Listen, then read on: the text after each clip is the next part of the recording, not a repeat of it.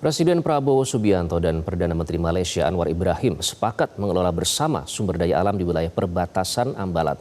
Kedua negara sepakat mengeksploitasi untuk kepentingan rakyat.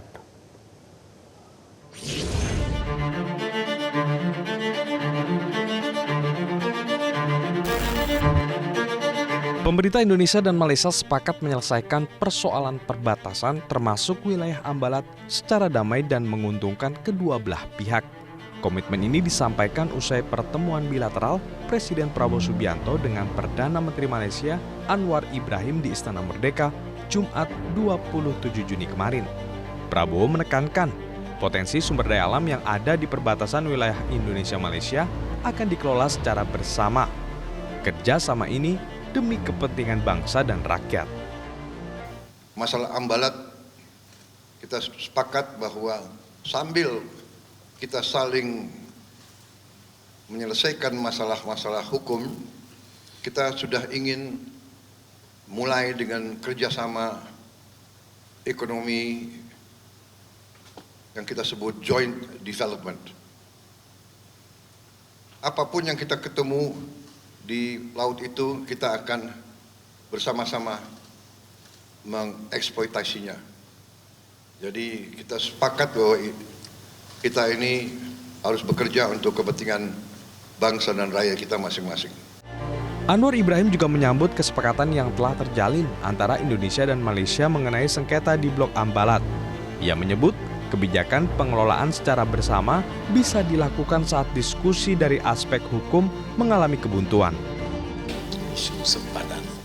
Dan kalau nampaknya masih buntu sedikit perundingan dari segi hukum dan peraturan dan undang, maka tidak ada halangan untuk kita segerakan kerjasama ekonomi, termasuk yang disinggung tadi, Joint Development Authority, walaupun di kawasan Ambalat. Kerana kalau kita tunggu selesai, kadang mungkin mengambil masa 2 dekad lagi. Jadi kita manfaatkan waktu ini untuk mendapat hasil supaya memberi keuntungan kepada kedua-dua negara. Sementara itu, pengamat hubungan internasional Dina Prapto Raharja menyebut kesepakatan ini adalah sebuah terobosan dari Presiden Prabowo. Kerjasama ini harus disegerakan agar tidak berlarut-larut. Wilayah itu tidak jauh lah lokasinya dengan wilayah perlintasan strategis dunia yang disengketakan oleh Amerika dengan Tiongkok. Jadi saya mengira bahwa kalau seandainya ini kita biarkan tetap berlarut-larut dalam diskusi teknis, nanti siapa yang akan jaga di sana? Kalau kita justru saling serang antara Malaysia dengan Indonesia gitu kan. Kejadian-kejadian terakhir itu kan justru antar angkatan lautnya ya yang nggak ada trust di situ. Jadi perlu dibuat satu bridging. Jadi itu satu terobosan menurut saya sih dari Presiden Prabowo dalam situasi yang genting seperti sekarang. Blok Ambalat yang terletak di Laut Sulawesi atau Selat Makassar dekat dengan perbatasan Kalimantan Utara dan Sabah diperkirakan memiliki cadangan minyak dan gas yang melimpah. Wilayah ini menjadi pusat perselisihan antara Indonesia dan Malaysia sejak 2005 atau ketika kedua negara mengklaim wilayah laut itu sebagai bagian dari zona ekonomi eksklusif atau ZEE. Sejak sengketa Ambalat memuncak pada 2005, baik Indonesia maupun Malaysia sering meningkatkan patroli militer dengan mengirim kapal perang ke wilayah Ambalat. Tim Liputan, Metro TV. Setelah konflik berkepanjangan terkait perbatasan di kawasan Ambalat, Indonesia dan Malaysia sepakat mengelola bersama Blok Ambalat yang diprediksi memiliki cadangan minyak dan gas bumi. Lantas apa keuntungan dan juga resiko dari Joint Development Authority ini atau JDA? Kita langsung membahasnya bersama Sugeng Suparwoto, Wakil Ketua Komisi 12 DPR RI, fraksi Nasdem. Selamat malam Pak Sugeng. Ya, selamat malam Bu Iqbal. Dan juga pakar hubungan internasional Hikmahanto Juwana. Prof. Hik, apa kabar? Selamat malam, Pak. Kabar sehat. Semoga selalu sehat. Selamat malam, Pak Sugeng dan Prof. Hik. Pak Sugeng, ini menuai pro dan kontra ya, terutama terkait dengan siapa yang lebih diuntungkan dan apakah Indonesia dirugikan justru dengan kesepakatan yang sudah dicapai ini. Apa sikap dari teman-teman DPR Pak sejauh ini? Iya, semua kan bagi Indonesia kan berdasarkan basisnya dengan UNCLOS 1982 ya, bahwa dan juga zona ekonomi eksklusif Indonesia itu mencakup blok Ambalat ya, karena memang letaknya berjarak kurang lebih 200 mil laut dari garis pantai di Kalimantan. Nah, inilah yang menjadi dasar. Maka beberapa tahun lalu Kementerian SDM melakukan pemetaan yang termasuk wilayah kerja Ambalat, blok Ambalat.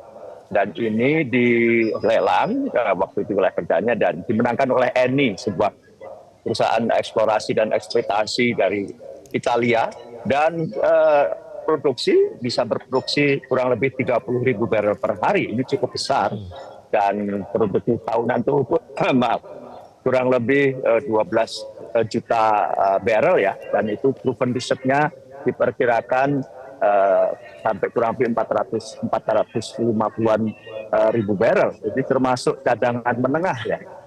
Karena kalau ini saya yang cukup besar, yang terakhir misalnya blok Cepu itu hampir 1 miliar barrel. Nah, ini cukup besar, itu dari sisi minyaknya. Juga ditengarai ada mengandung gas yang kurang lebih 3 TCF land gas ya. Jadi memang cukup lumayan besar ini. Jadi selama ini memang wilayah tersebut dalam konteks migas blok Ambalat itu adalah dikelola oleh pemerintah Indonesia. Nah, waktu itu kan memang ada klaim dari nanti Prof. Hikmahanto pasti bisa menjelaskan secara detail, dari klaim tahun 79 oleh Malaysia berpijak pada apa yang mereka klaim bahwa wilayah laut dimaksudkan, termasuk waktu itu kan ada Pulau Sipadan dan Ligitan yang waktu itu diserah kelolakan kepada Malaysia. Bukan karena pulaunya itu, tapi lebih kepada aspek pragmatisme yang lebih dekat untuk bisa dikelola. Waktu itu ada alasan-alasan itu. Nah, sehingga klaimnya Malaysia itu juga mencakup blok Ambalat itu. Nah, ini yang tadi disampaikan, syukur-syukur kalau memang nanti ada solusi berbasiskan kepada joint development terhadap suatu area yang jelas-jelas memang itu 200 mil laut dalam zona ekonomi eksklusif dari Pulau Kalimantan. Dan inilah yang hari-hari ini mudah-mudahan dengan itu maka bisa dimanfaatkan secara baik, karena memang hubungan kita dengan Malaysia itu sangat baik. Dan di tengah-tengah sensitivitas dunia tentang tapal batas, saya kira ya, sekarang ini menjadi penting. Itu ada Badan Informasi Geospasial yang dia memetakan betul batas-batas wilayah itu memang belum tuntas. Hampir beberapa wilayah tapal batas yang perlu dipertegas. Saya kira itu. Kebetulan Pak Sugeng menyebut tadi soal Sipadan Ligitan ya, ini diputuskan oleh Mahkamah Internasional atau International Court of Justice tahun 2002. Prof. Saat itu memang ini tidak sama persis ya, ada perbedaan di situ. Tapi saat itu Indonesia dan Malaysia ini menafsirkan garis batas laut dari pulau-pulau itu secara berbeda. Masalahnya hampir sama, karena batas wilayahnya ini sebenarnya milik siapa dan artinya belum disepakati secara hukum internasional. Nah, kesepakatan ini seberapa kuat atau justru bisa dibilang rapuh ya, kalau katanya nanti masalah legal di nanti saja begitu. Sekarang kita capai kesepakatan dulu untuk kesejahteraan bersama. Seberapa kuat kesepakatan ini, Prof. Hik? Ya, pertama ya ingin saya sampaikan dalam kesempatan ini bahwa yang dipermasalahkan kalau kita bicara blok Ambalat itu adalah landas kontinen. Jadi di dasar laut ya, dari kalau kita negara pantai itu di luar laut teritorial kita. Demikian juga dari pihak Malaysia. Jadi ada landas kontinen. Nah, sementara kalau kolom lautnya itu adalah zona ekonomi eksklusif. Itu pun nanti bisa menjadi tanda kutip sengketa. Karena pada saat sekarang ini kita masih belum mempunyai batas yang disepakati bersama antara Malaysia dengan Indonesia, baik di zona ekonomi eksklusif maupun di landas kontinen. Nah, dalam konteks landas kontinen dan zona ekonomi eksklusif, ini memang kita lama nih dengan Malaysia. Karena gini, kalau kita tadi Pak Sugeng sudah sampaikan didasarkan pada UNCLOS. Sementara kalau Malaysia menggunakan peta tahun 1979 dan kemudian karena dia memenangkan Sipadan dan Ligitan, Sipadan dan Ligitan ini kemudian dijadikan dasar untuk menentukan batas dari landas kontinen maupun zona ekonomi eksklusif. Nah, dalam konteks itu ada irisan dari pihak kita mengklaim menjorok ke Malaysia, sementara dari Malaysia menjorok ke Indonesia. Nah, irisan yang itu yang di dasar laut, karena kita bicara landas kontinen, itu bisa dilakukan eksploitasi bersama. Ini yang dimunculkan oleh Bapak Presiden sebagai joint development. Memang kalau misalnya kita bisa sepakati, maka sampai titik tertentu itu eksklusif Indonesia saja. Sementara kalau misalnya dari sisi Malaysia ya untuk Malaysia saja. Tapi permasalahannya ini kan akan terus lama ini prosesnya. Karena setiap pemerintahan dia tidak akan mau mundur 1 inci pun dari klaim hak berdaulat. Jadi di sana bukan kedaulatan ya, tapi hak berdaulat 1 inci pun. Karena apa? Itu nanti akan ada tekanan dari masyarakat atau publik di dalam negeri. Nah, oleh karena itu sekarang ini dengan melalui penyelesaian diplomatik, kedua negara membuat di irisan ya itu joint development, sama-sama mengeksploitasi. Nanti berapanya dan lain sebagainya itu yang masalah detail yang nanti akan jadi tantangan tersendiri juga. Tapi perlu diingat bahwa kita Indonesia kalau kita bicara joint development ini bukan pertama kali. Karena pada waktu Timur Timur merupakan bagian dari Indonesia, kita pun punya masalah dengan Australia dan kita membuat joint development antara Indonesia dengan Australia di Timor Gap pada waktu itu ya, Palung Timur itu. Nah, satu lagi catatan saya adalah Bapak Presiden pernah berbicara juga terkait dengan joint development dengan pihak Cina ya. Nah, ini yang nggak bisa. Karena apa? Karena Indonesia kita tidak mengakui klaim dari Cina. Tapi kalau dengan Malaysia, kita memang mengakui klaim Cina, Malaysia, sehingga memang sudah beberapa kali perundingan antara Indonesia dengan Malaysia terkait dengan penentuan batas ini. Namun, seperti tadi Pak Anwar Ibrahim katakan, Perdana Menteri, ini akan memakan waktu yang lebih lama. Jadi, masalah hukumnya terus diselesaikan, tetapi sementara itu kita bisa mengeksploitasi bersama. Meskipun karena ini bicara soal hak berdaulat, jadi yang dihaki itu bukan wilayahnya sebenarnya, tapi sumber daya alam di situ.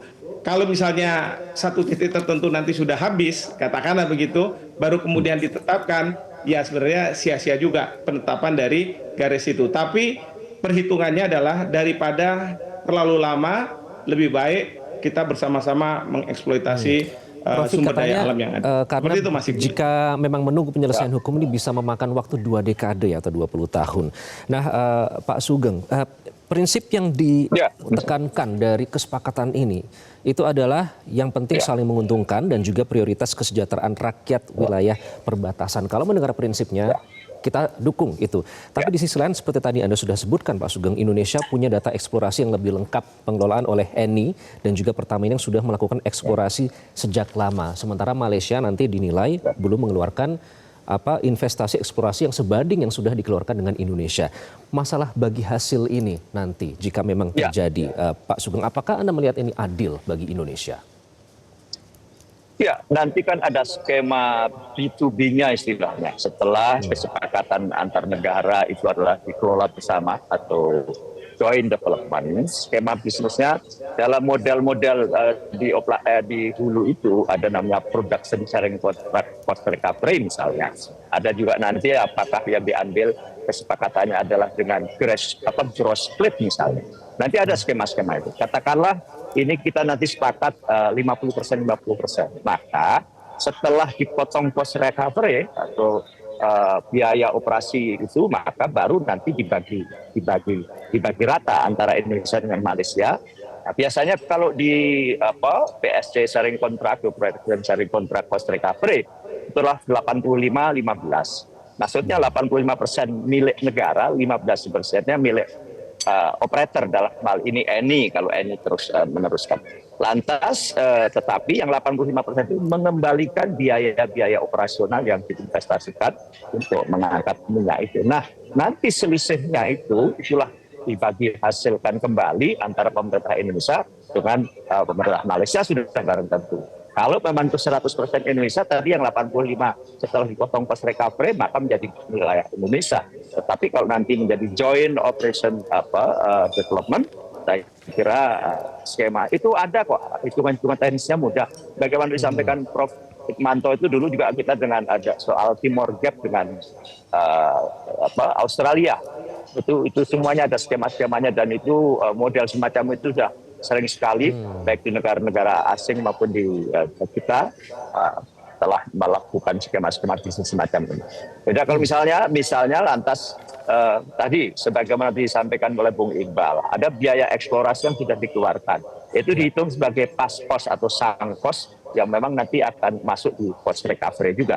Jadi semuanya bisa dihitung dengan baik, dan bagi kita penting sekali kebijakan semacam ini, mengingat sensitivitas tentang tapal batas itu luar biasa, sensitif betul hari-hari ini, karena memang dunia sumber daya yang semakin terbatas itu makin penting kepastian sumber daya itu kita ingat ya, milik kita atau kasusnya. Tahun 2005 lalu Pak Sugeng, Komisi 1 saat itu pernah menolak untuk membawa permasalahan Ambalat ini ke Mahkamah Internasional karena yakin bahwa wilayah ini milik Indonesia. Itu menyadarkan seberapa sensitifnya isu ini.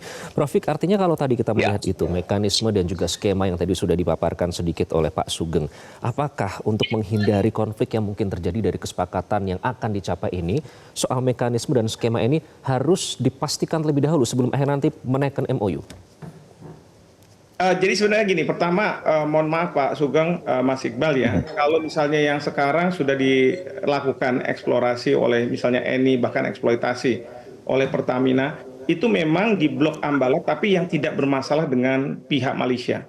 Nah, tapi yang sekarang dibahas oleh Bapak Presiden dengan Perdana Menteri Anwar Ibrahim adalah Malaysia ada mengklaim namanya ND6 dan ND7. Nah, itu yang ada overlapping, jadi ada irisan bersinggungan antara kita dengan pihak Malaysia.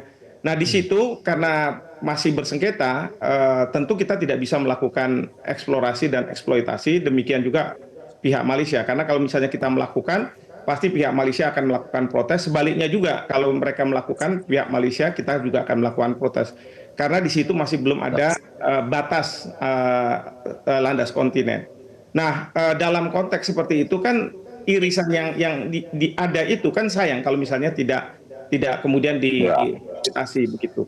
Nah, ini yang kemudian sekarang ini sudah disepakati bahwa kita akan coba lakukan joint development terhadap wilayah yang memang dipersengketakan. Jadi nggak boleh ada yang melakukan eksplorasi, eksploitasi, kecuali kita sudah bersepakat. Jadi nanti setelah ini tentu antara pihak Indonesia dengan pihak Malaysia akan melakukan perundingan. Misalnya saja waktu dulu joint development Timor Leste, di Palung Timur antara Indonesia dengan Australia, itu kita buat joint development. Bahkan satu irisan itu dibagi A, B, dan C. Nah, yang banyak minyaknya tapi dikasih ke Australia. Sementara yang kurang minyaknya kasih ke Indonesia. Nah, banyak yang protes, termasuk ada Prof. Yohanes waktu itu. Tapi waktu itu pemerintah Indonesia melihat nilai politisnya, karena pada waktu itu kita ingin mendapat pengakuan dari berbagai negara termasuk Australia terkait dengan Timor. Nah, maka kita lebih membiarkan katakanlah secara ekonomi kita kalah, tapi ada secara politik. Nah, nanti di dalam proses ini mungkin lebih banyak masalah ekonominya saja. Ya, memang kalau ada pilihan sih ya, pilihan untuk menyelesaikan ini kan bisa dibawa ke lembaga penyelesaian sengketa atau diplomasi. Penyelesaian sengketa kalau kita pergi ke ICJ, kita mungkin was-was, jangan-jangan kita kurang bukti nanti kalah seperti tadi Pak Sugeng Parwoto dulu pernah menyampaikan. Tetapi kalau melalui penyelesaian diplomasi, sebenarnya bisa aja perundingan terus kita gantung, jadi tidak ada keputusan. Tetapi bisa juga yang kita lakukan adalah sebenarnya seperti sekarang ini joint development.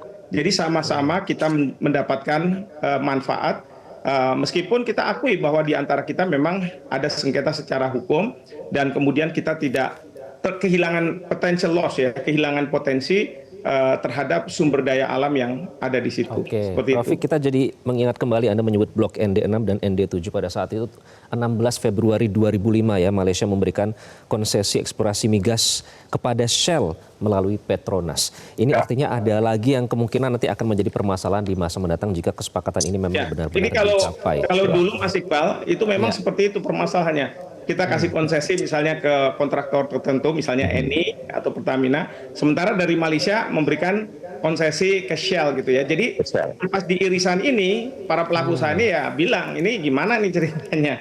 Nah ini yang kemudian ada status quo sebelum sampai ada penentuan batas antar kedua negara.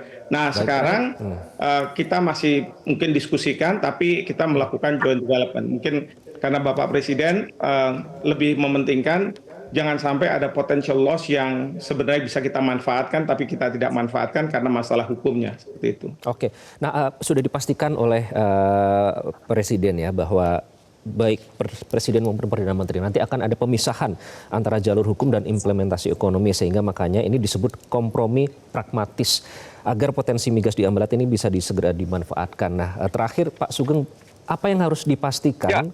Kalau tadi kan kita lihat di Australia kan politisnya lebih kuat ya. Secara politis kita lebih diuntungkan meskipun secara ekonomi kita tidak diuntungkan. Tapi kalau sudah dipisahkan seperti ini, apa yang harus dipastikan agar ini menguntungkan juga bagi Indonesia, Pak Sugeng? Yang dipastikan adalah kita pertama dilakukan adalah eksplorasi bersama. Malaysia kan punya Petronas, kita punya Pertamina. Kalau kita mau kelola oleh operator parent flag kita lah, katakanlah demikian, atau BUMN kita, atau kalau mau dilelang secara internasional nanti pelaksananya adalah seperti hari ini yang di Blok Ambalat yang sudah berjalan adalah oleh Eni dari Italia. Dulu betul Malaysia menyodorkan Shell. Sekarang kita titik komprominya lebih bagus adalah joint eksplorasi lah malah itu dengan Petronas, sehingga nanti skema-skemanya sudah sangat transparan kalau demikian. Berapa yang diinvestasikan untuk eksplorasi dan nanti cost recovery berapa, bahkan cadangan apapun akan jauh lebih transparan kalau dikelola oleh BUMN kita masing-masing. Toh hari-hari ini sudah kedua BUMN ini sudah sangat mumpuni. Pertamina misalnya, lifting minyak nasional itu sekarang 60% lebih adalah oleh Pertamina bahkan. Demikian juga Malaysia dengan Petronasnya luar biasa itu kemampuan baik eksplorasi maupun eksploitasi, jadi sudah sangat teruji. Nah disinilah joint development itu diwujudkan sekaligus ya joint operational dalam konteks eksplorasi, sekaligus nanti dihitung potensinya dan ada biaya eksplorasi, biaya produksi. Nah itulah yang nanti semuanya dihitung dalam konteks biasanya cost recovery, atau kalau nanti skemanya seperti saya kemukakan gross split itu ada hitungan lain. Nanti ada kok semuanya dengan transparansi yang ada, semuanya bisa diselesaikan dengan baik. Baik, semoga itu segera tercapai karena kalau dari konteks strategis dan regional juga ini diharapkan bisa memperkuat ASEAN dan juga diplomasi kekeluargaan yang nanti diharapkan bisa menghindari potensi ketegangan militer ataupun bilateral akibat sengketa maritim. Kita nantikan ya Pak Sugeng, Prof. Hikmat. Jelajahi cara baru mendapatkan informasi. Download Metro TV Extend sekarang.